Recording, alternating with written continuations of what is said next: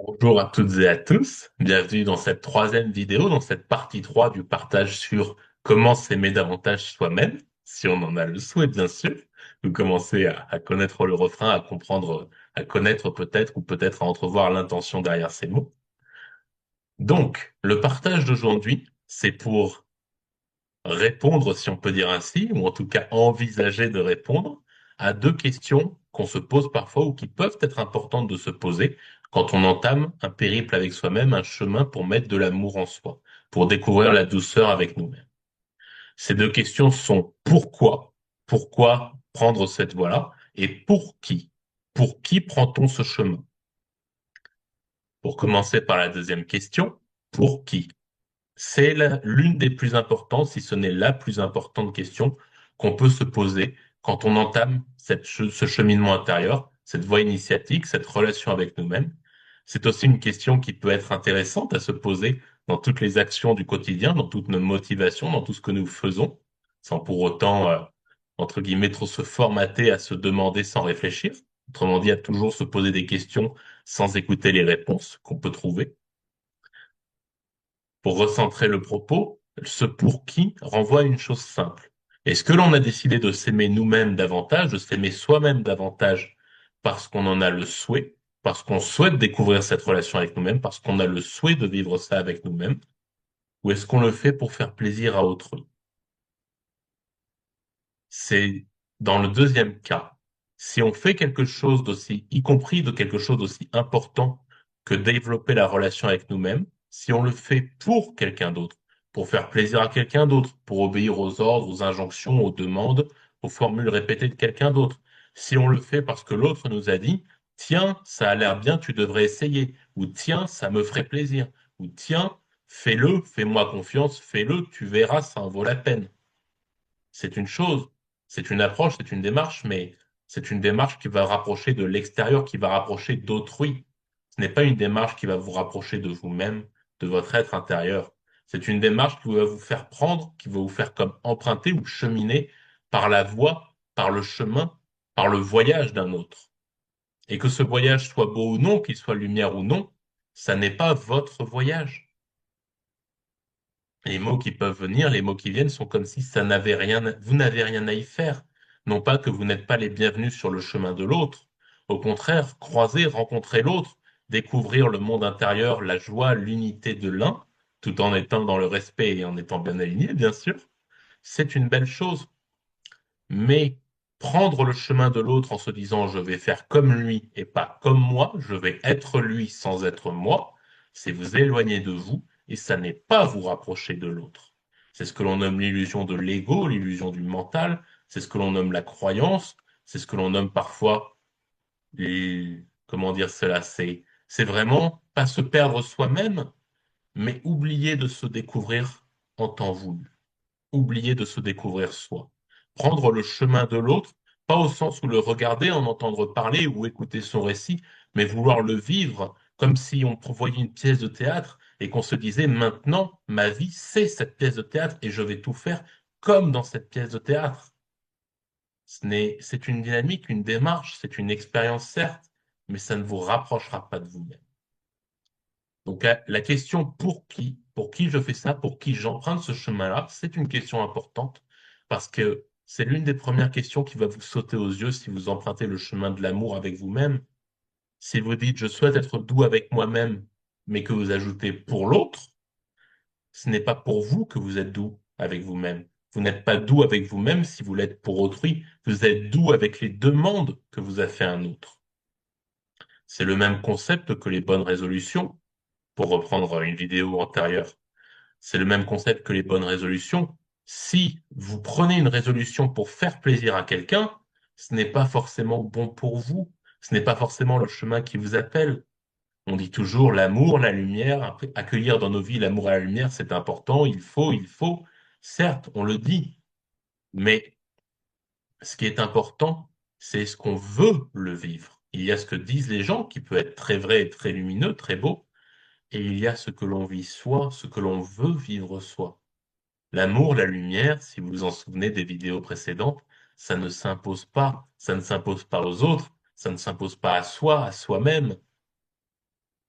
On dit soi-même, S-O-I-M-E tréma, pas tréma, accent circonflexe, pardon, M-E, mais on peut aussi dire soi-même, S-O-I-M apostrophe A-I-M-E. Le soi, le même, le soi-même, c'est la relation d'unité et d'amour avec nous-mêmes. C'est la relation de découverte de nous sans passer par l'autre. L'autre peut être un miroir qui nous permet de cheminer ou de découvrir de nouvelles choses. Encore une fois, ces notions de monde extérieur et monde intérieur et de miroir que sont les autres, nous y reviendrons dans des vidéos antérieures, dans des vidéos suivantes. Mais encore une fois, ce qu'il est important de pouvoir comprendre, voir, partager, mais partager avec nous, c'est si on veut développer l'amour en soi, il faut le faire pour soi, pas pour faire plaisir à l'autre. Ça peut être très beau, très lumineux de vouloir emprunter, de vouloir faire quelque chose pour faire plaisir à l'autre, mais emprunter un chemin qui n'est pas le nôtre pour faire plaisir à l'autre, c'est s'oublier soi-même, c'est ne pas vivre sa propre vie. C'est comme se rajouter un fardeau sous prétexte d'être lumineux pour l'autre. Peut-être que certains ou certaines ont voulu ou ont pensé fonctionner ainsi, mais à un moment donné, trop de fardeaux font qu'on ne peut plus marcher. Trop de poids fait que le dos peut craquer, que l'on se sent mal, que l'on ne se sent plus, que l'on se sent écrasé par la pression. Faire des choix pour faire plaisir à l'autre, ce n'est pas faire un choix, c'est renoncer à ce qu'il y a potentiellement de meilleur pour nous. Parfois, un choix sera bon pour ce que veut l'autre et aussi pour nous-mêmes. C'est ce qu'on peut appeler être bien conseillé. Mais parfois, toujours faire plaisir à l'autre, c'est oublier de se faire plaisir, de prendre du temps pour soi. Être égoïste n'est pas un chemin qui amène à la paix intérieure, mais tout donner sans rien garder pour soi, tout donner en oubliant de se donner à soi-même, c'est un chemin qui est aussi de l'ego. L'ego a deux mesures, si on peut dire ainsi. Il a deux extrêmes, si on peut parler ainsi. C'est tout garder, tout vouloir pour soi, ne vivre que pour soi. Comme le dit l'expression consacrée, ne vivre que pour sa pomme, pour citer ainsi le dicton populaire. Mais à l'autre côté du spectre de l'ego, comme une échelle, une gradation, ce que l'on peut oublier parfois, c'est que c'est une forme d'ego, d'hypocrisie, que d'être toujours au service de l'autre, que de vivre par l'intermédiaire, que de vivre pour l'autre. Encore une fois, le cheminement intérieur, le chemin de soi, il est droit, il est lumineux, mais il est aussi très précis. Et ce n'est pas grave si on s'en écarte un petit peu, comme une aiguille qui oscillerait entre deux directions et qui chercherait à se fixer et qui continuerait d'osciller. Ce n'est pas grave de ne faire que traverser la position de soi-même, peu importe comment on l'écrit. Ce qui est important, c'est d'accepter que oui, parfois on va réussir à être bien aligné et parfois non. C'est aussi ça l'amour. C'est accepter que ce que l'on appelle nos erreurs, c'est juste un vécu et que l'on n'a pas à être puni pour ça. Qu'accepter que faire l'erreur ou être dans l'ego, que la notion même de faire l'erreur, c'est une notion inventée par l'homme, une notion inventée par le mental, pour dire là, je n'ai pas bien fait, je mérite d'être puni, d'être désacralisé, je mérite d'être abaissé, je mérite de souffrir. Non.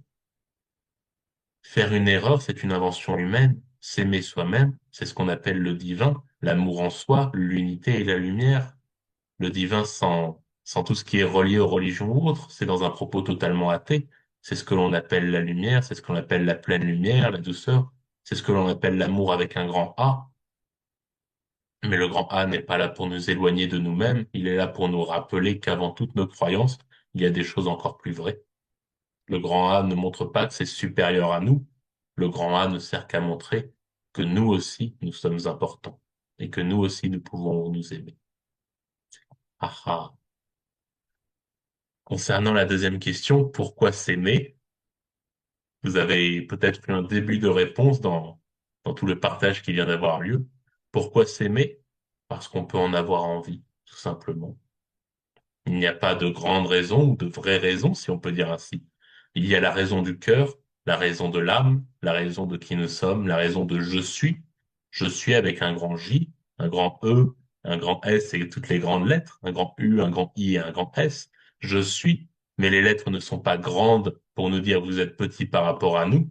Les lettres sont grandes pour vous dire vous avez vu, vous l'écrivez en majuscule en pensant que c'est sacré et donc supérieur à vous, mais vous pouvez aussi prendre le temps d'écrire je suis en vous référant à vous-même avec des majuscules pour vous rendre compte que le divin, la lumière et l'amour sont vos égaux, sont vos partages, que ce sont vous, vos égaux, au sens égalité, au sens l'unité, pas forcément au sens égo ou mental. Que l'âme, il faut le partage, il faut, c'est un bien grand mot. On peut accepter de s'aimer soi-même pour tout un tas de raisons. Au final, c'est ce qu'on appelle le chemin de l'âme, le vécu, l'incarnation. C'est ce qu'on appelle la vie, tout simplement. Je vous remercie pour votre attention, votre écoute, votre temps. C'est, comme vous l'avez peut-être vu, ça peut cheminer à l'intérieur, ça peut faire comme du mouvement en soi. Quelques conseils pratiques qui peuvent être donnés au quotidien ou après les vidéos, comme vous en avez le souhait. Ça peut être de boire de l'eau, ça peut être de rester dans des températures confortables, c'est-à-dire pas trop chaud, pas trop froid. Au moment où je tourne ces vidéos, nous sommes en hiver, donc veillez à ne pas vous refroidir. Si vous en avez le souhait, c'est pour bien intégrer, pour ne pas faire comme des chocs de chaud et froid pour le corps, ce qui n'est pas bon pour le corps physique et pour l'intégration énergétique. De même, le partage qui vient aussi, c'est quelque chose qui peut être très évident, comme faire sourire ou faire un peu rire. C'est prenez le temps d'écouter votre corps et vos besoins, que ça soit d'aller au cabinet, comme on dit, ou que ça soit juste de vous reposer, juste de fermer les yeux et de respirer un peu. Nous avons vu précédemment, dans la vidéo précédente, la respiration abdominale. Prenez le temps de pratiquer pour intégrer si vous en sentez le besoin. C'était tout pour ce partage, pour cette vidéo. Il y en aura bientôt d'autres. Je vous souhaite le meilleur, une bonne année également. Nous sommes en janvier au moment où je tourne. Et au grand plaisir de vous revoir toutes et tous, chacun et chacune. Je vous dis hahao, ce qui signifie merci, ce qui signifie merci du cœur, et je vous souhaite le meilleur. Haha.